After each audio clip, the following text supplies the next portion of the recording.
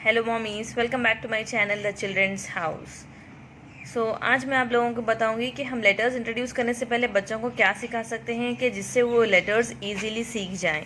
तो first day 1 आपको सबसे पहले बच्चों को जो सिखाना है वो चीज़ है,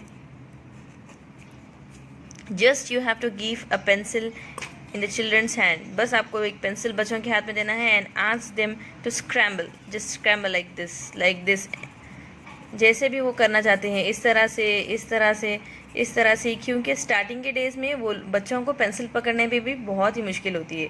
तो जैसे and ask them to hold the pencil like this, कि वो पेंसिल को यहाँ से पकड़े, टाइट पकड़े, और जब भी लिखे तो डार्क लिखे, डार्क स्क्रैम्बल करे, क्योंकि जब डार्क लिखते हैं तो तभी राइटिंग अच्छी भी लगती है।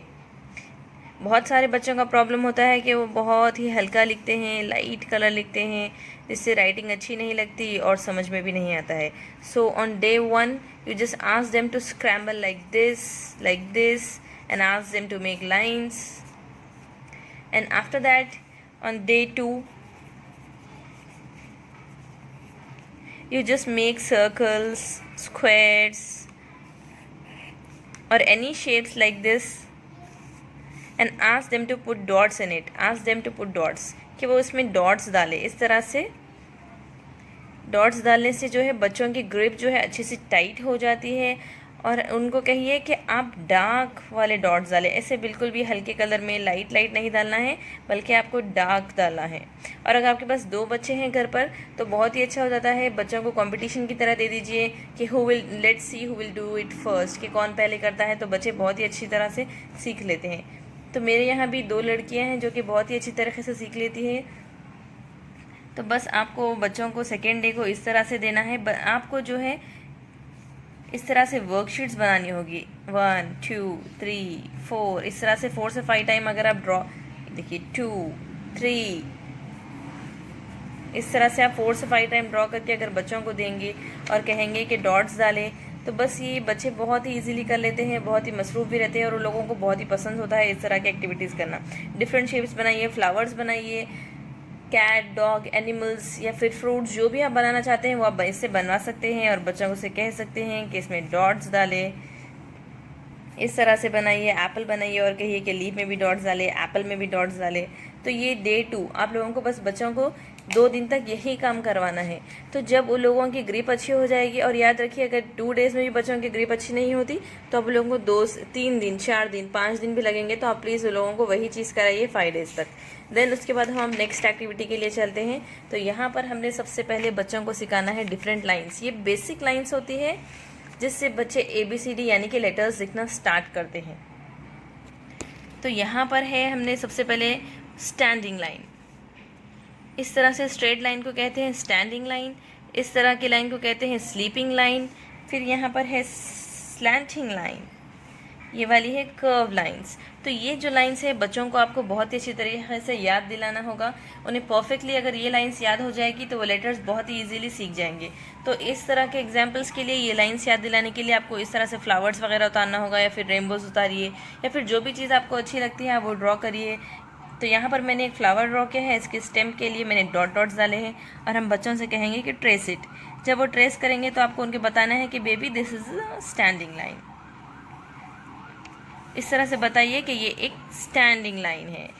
देन उसी तरह हम बच्चों को बताएंगे स्लीपिंग लाइन, इस तरह से डॉट्स बनाइए, वर्कशीट्स बनाइए। अब यहाँ पर मैंने सिर्फ 1 टाइम ड्रॉ किया है, लेकिन आपको इसे 5 टाइम्स 10 टाइम्स जितने भी टाइम आप ड्रॉ कर सकते हैं आप उतने टाइम ड्रॉ करिए। बच्चों से कहिए कि ट्रेस करें, तो इस तरह से बच्चे जो है लाइन्स सीख जाएंगे, वो भी फन वे में। तो ये वाली है स्लीपिंग लाइन।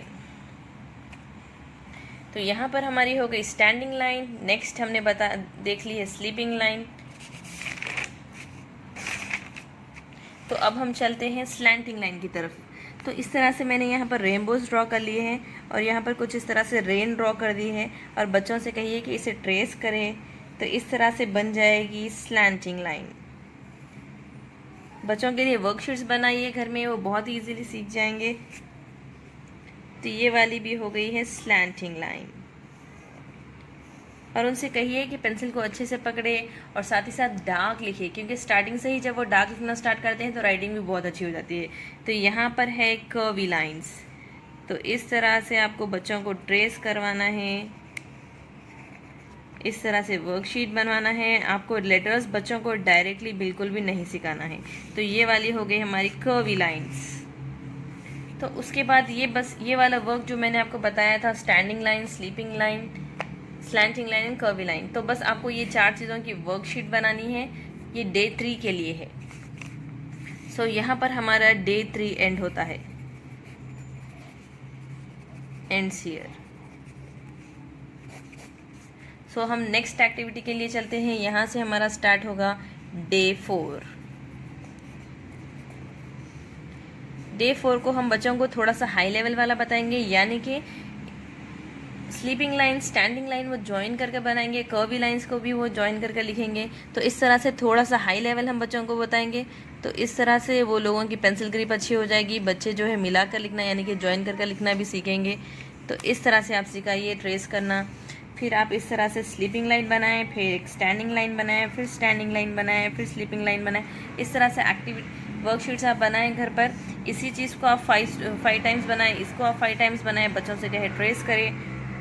तो क्या है, बच्चे बहुत ही इजीली सीख जाते हैं और लाइंस में परफेक्ट हो जाते हैं। और जैसे ही बच्चे लाइंस में परफेक्ट हो जाएंगे, वो लेटर्स को बहुत ही परफेक्टली सीख जाएंगे। तो इस तरह के वर्कशीट्स बनाने से, यहाँ पर मैंने सन ड्रॉ किया है क्योंकि सन में जो है सारी लाइंस आ जाती है। ये देखिए,